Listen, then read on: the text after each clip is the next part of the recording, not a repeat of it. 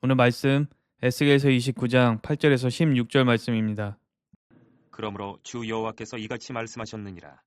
내가 칼이 내게 임하게 하여 내게서 사람과 짐승을 끄는즉 애굽 땅이 사막과 황무지가 되리니 내가 여호와인 줄을 그들이 알리라. 내가 스스로 이르기를 이 강은 내 것이라 내가 만들었다 하도다. 그러므로 내가 너와 내 강들을 쳐서 애굽 땅 믹돌에서부터 수에네 곧 구스지경까지 황폐한 황무지 곧 사막이 되게 하리니 그 가운데로 사람의 발도 지나가지 아니하며 짐승의 발도 지나가지 아니하고 거주하는 사람이 없이 40년이 지날지라. 내가 애굽 땅을 황폐한 나라들같이 황폐하게 하며 애굽 성읍도 사막이 된 나라들의 성읍같이 40년 동안 황폐하게 하고 애굽 사람들은 각국 가운데로 흩으며 여러 민족 가운데로 해치리라. 주 여호와께서 이같이 말씀하셨느니라. 40년 끝에 내가 만민 중에 흩은 애굽 사람을 다시 모아내되 애굽에 사로잡힌 자들을 돌이켜 바드로스 땅 곧 그 고국 땅으로 돌아가게 할 것이라. 그들이 거기에서 미약한 나라가 되되 나라 가운데에 지극히 미약한 나라가 되어 다시는 나라들 위에 스스로 높이지 못하리니 내가 그들을 감하여 다시는 나라들을 다스리지 못하게 할 것임이라. 그들이 다시는 이스라엘 족속의 의지가 되지 못할 것이요 이스라엘 족속은 돌이켜 그들을 바라보지 아니하므로 그 죄악이 기억되지 아니하리니 내가 여호와인 줄을 그들이 알리라 하셨다 하라. 에스겔 29장부터 32장까지는 하나님께서 애굽을 심판하시는 내용입니다. 4장에 걸쳐서 심판이 예언되는데 저번 시간에 보았던 두로의 심판보다 한 장 더 많고 이방 국가 중 가장 많은 분량을 차지합니다. 애굽은 이스라엘 주변의 이방 국가 중에서도 가장 많은 영향을 주고받았던 국가라고 할 수 있습니다. 이스라엘이 한 사람의 가족으로 시작해서 민족이 되는 과정을 지켜본 국가입니다. 아브라함이 이삭을 낳기도 훨씬 전에 본향을 떠나서 다닐 때 땅의 기근을 피해서 애굽으로 갔을 때부터 시작이 된 사이입니다. 애굽 땅에서 430년간 함께 지냈고 10가지 재앙과 출애굽 사건을 함께 겪은 민족입니다. 그 후에도 멀지 않은 위치에서 여러 가지로 교류를 하면서 역사를 함께 했습니다. 애굽은 그렇게 오랫동안 이스라엘을 보았고 교류했지만 오랜 관계와 많은 사건을 통해서도 여호와 하나님을 그들의 하나님으로 영접하기를 실패했습니다. 애굽 사람들은 여호와 하나님께서 진정한 하나님이시라는 것을 알 수 있을 만한 수많은 사건을 겪었습니다. 오늘 본문에서도 그들을 어떻게 심판하실 것을 말씀하실 때 그 심판이 이루어지면 그들이 하나님께서 주 여호와임을 알게 될 것이라고 말씀을 하십니다. 사건들을 통해서 하나님을 알게 되는 것이 가능한 정도가 아니라 의도하신다는 것을 알 수 있습니다. 아브라함 때부터 출애굽과 광야 생활, 가나안과의 전쟁과 그 땅의 입성과 국가로서 세워지고 여러 사건을 겪는 이스라엘 민족을 가까이서 보았던 애굽은 그 모든 사건 가운데 역사하셨던 여호와 하나님을 발견하고 인정하고 그들의 하나님으로 받아들일 수 있는 기회가 많았지만 끝까지 그런 기회를 무시하고 우상을 숭배하며 살았던 것입니다. 애굽뿐만 아니라 저번 시간에 보았던 두로도 에돔, 암몬, 모압, 블레셋도 이스라엘을 통해서 역사하시는 하나님을 보았지만 인정하지 않았고 기회를 놓쳐서 심판을 맞게 되었습니다. 바로 그들 마음속의 교만과 탐욕으로 하나님을 부정하고 멸시했습니다. 그때나 지금이나 사람은 교만과 탐욕 때문에 하나님을 부정하고 멸시하고 다른 것을 섬기려고 합니다. 하나님에 대한 말씀과 간증을 들어도 기적을 보아도 학적인 발견을 통해서 존재가 분명히 드러나도 또 역사 속에서 많은 국가들과 사람들과 사건 가운데 일하심이 분명해도 그러한 사실을 부정하고 피하고 멸시합니다. 과학이 발전한 오늘날은 신과 같은 영적 존재를 부정하는 도구로 진화론을 사용합니다. 그러나 진화론을 제대로 들여다본다면 여러 가지 문제점이 많다는 것을 알 수 있습니다.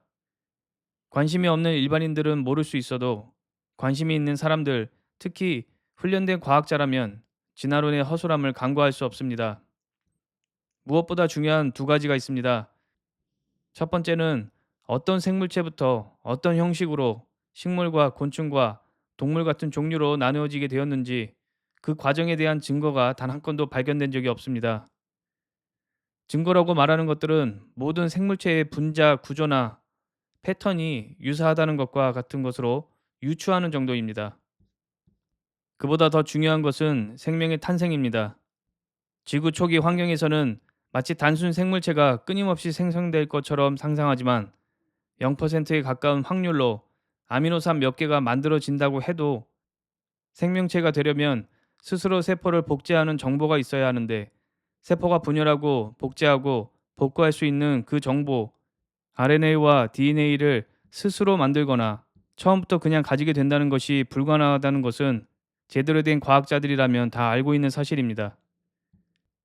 진화론과 관련한 연구를 통해서 생명체의 시작을 발견한 적이 없으며 오히려 과학이 발전할수록 생명체가 스스로 만들어진다는 것이 불가능하다는 것을 알게 되는 것만으로도 하나님께서 존재할 수밖에 없다는 증거가 되지만 여전히 신은 없다고 말하고 어떤 식으로든 생명체가 스스로 발생했다고 믿고 있습니다.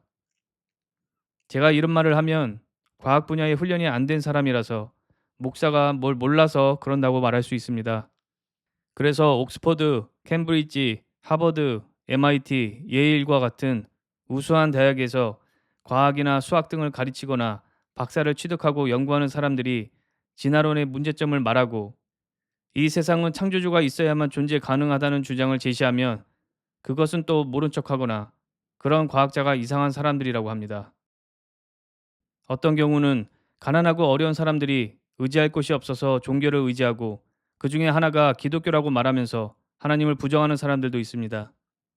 그래서 이미 돈과 명예가 있는 사람들의 신앙 고백을 말해주어도 예를 들어서 10조 이상의 자산을 가진 사람이 예수를 인정하고 높이는 간증을 보여주어도 그 부자가 비정상이라고 말하고 또 어떤 경우 성경과 교회는 사람들을 속이면서 돈을 벌기 위한 수단이자 비즈니스라고 주장하는 사람들에게 그렇지 않은 모습을 말해준다면 예를 들어서 예수 그리스도를 믿고 그분의 말씀에 순종해서 가난하고 열악한 환경의 사람들에게 직접 찾아가서 복음을 전하다가 그 땅에서 가족 모두가 죽기도 하고 본국에서 돈을 후원받아 병원을 세우고 학교를 세우고 그 민족이 제대로 살 수 있도록 헌신하는 기독교인들이 많고 바로 우리나라가 그러한 선교사들의 헌신과 희생으로 세워진 곳 중 한 곳이라는 것을 말해주어도 모른 척하고 듣지 않습니다.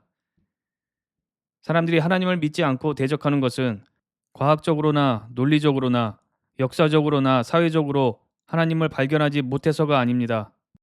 로마서 1장 20절 말씀은 이렇게 말합니다. 창세로부터 그의 보이지 아니하는 것들 곧 그의 영원하신 능력과 신성이 그가 만드신 만물에 분명히 보여 알려졌나니 그러므로 그들이 핑계하지 못할지니라.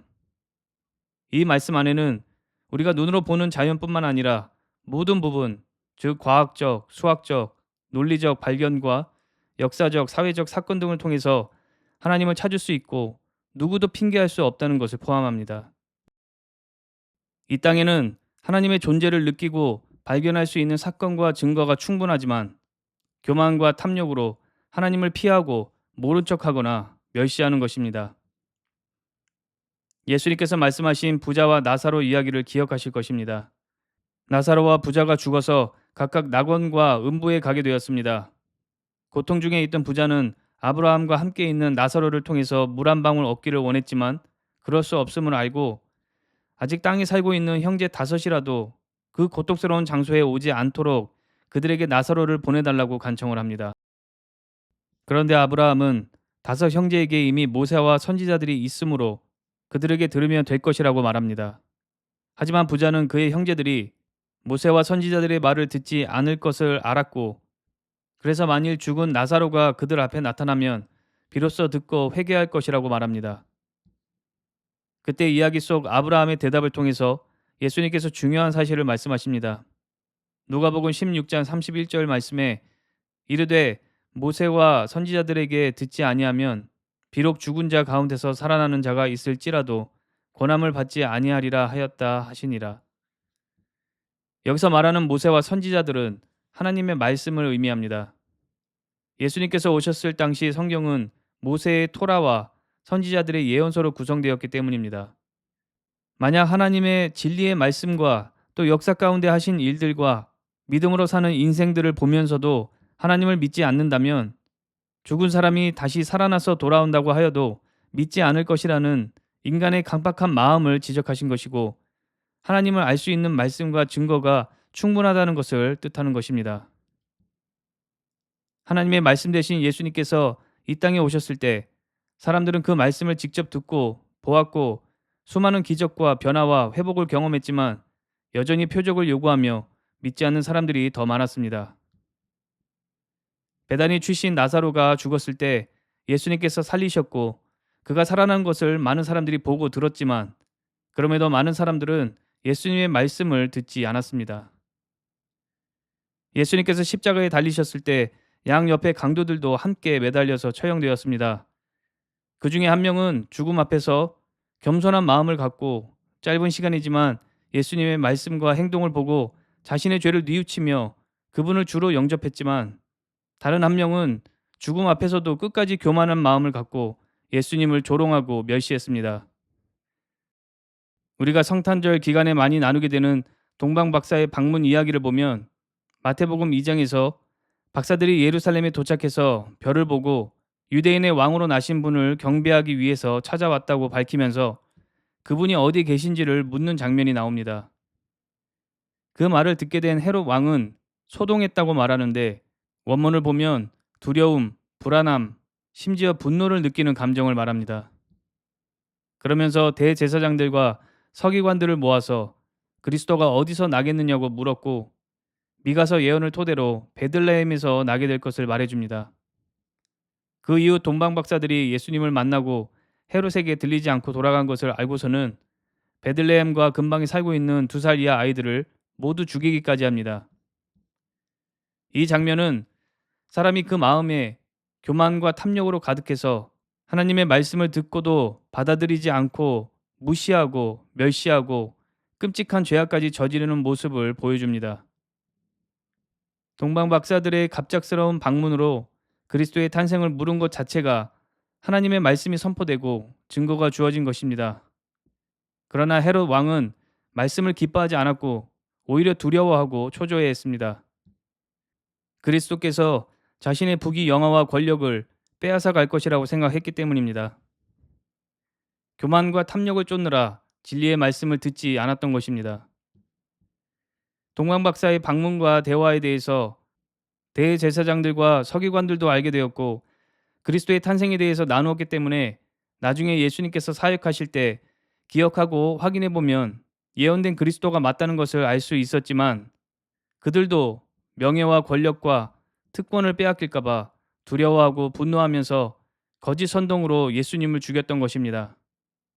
그들도 교만과 탐욕을 쫓느라 그들이 가장 잘 안다고 하는 말씀을 무시하고 악한 죄악을 저질렀습니다.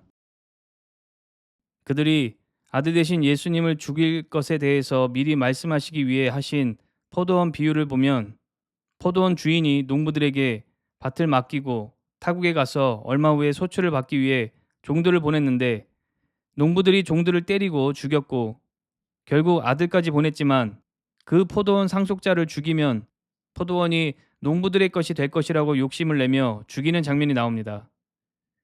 예수님을 죽이기까지 할 정도로 탐욕과 교만으로 가득한 모습이 비유 속에 잘 표현되고 있습니다. 이처럼 사람은 말씀과 역사하심과 증거가 부족해서 하나님을 거부하는 것이 아니라 육신의 탐욕과 교만이 가득해서 하나님을 부정하고 멸시하는 것입니다. 오늘 본문에서 심판받는 애굽도 그렇게 오랜 시간 동안 이스라엘이 민족이 되고 국가를 세우고 번영하는 것을 목격하고 심지어 죄로 인해 심판받는 모습까지 보았지만 에스겔 31장 10절 말씀대로 애굽 스스로 키가 크고 하늘까지 닿아서 마음이 교만해지고 그래서 여호와 하나님을 대적했고 결국 심판을 받게 되었습니다. 인류를 구원하시기 위해서 이 땅에 오신 예수님의 탄생을 기념하는 성탄절 주간에 하나님의 말씀을 받아들이지 않는 세상에 대해서 깊이 고민하고 묵상해야 할 필요가 있습니다. 복음을 전하는 것이 우리에게 맡겨주신 사명이기 때문입니다. 전하는 방법만 생각할 것이 아니라 복음을 전해도 왜 듣지 않는지도 생각해 보아야 합니다. 오늘 말씀을 통해서 확인한 것은 복음을 듣지 않고 하나님을 멸시하는 가장 근본적인 이유가 우리 안에 있는 교만과 탐욕 때문이라는 것입니다. 교만과 탐욕이 하나님의 말씀을 듣지 못하게 하고 들어도 무시하게 합니다. 이러한 교만과 탐욕은 하나님을 믿지 않는 사람들에게만 있는 것이 아니라 이미 예수를 믿고 영접한 사람에게도 얼마든지 발견될 수 있습니다. 성도로서 교만과 탐욕이 마음에 있다면 신앙생활을 한다고 하면서도 하나님 말씀에 순종하지 않는 삶을 살면서 넘어지고 실패하고 힘든 시간을 보내게 됩니다. 이러한 교만과 탐욕은 성도든 비성도든 모두에게 걸림돌이 되고 함정이 되기 때문에 반드시 경계하고 멀리해야 합니다.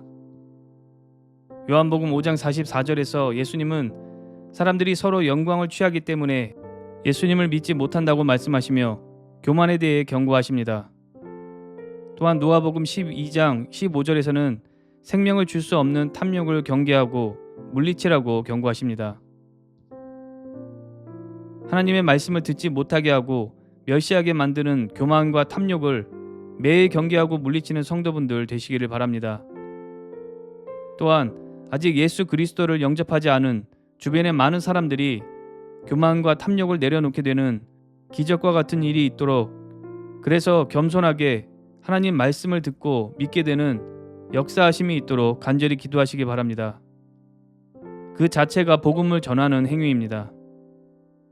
특히 이 땅의 정치인들, 북한과 중국과 미국과 모든 열방의 정치인들이 그 마음속에 교만과 탐욕을 내려놓고 하나님을 두려워하고 겸손한 마음으로 일할 수 있도록 사명감을 가지고 기도하는 성도분들 되시기를 바랍니다.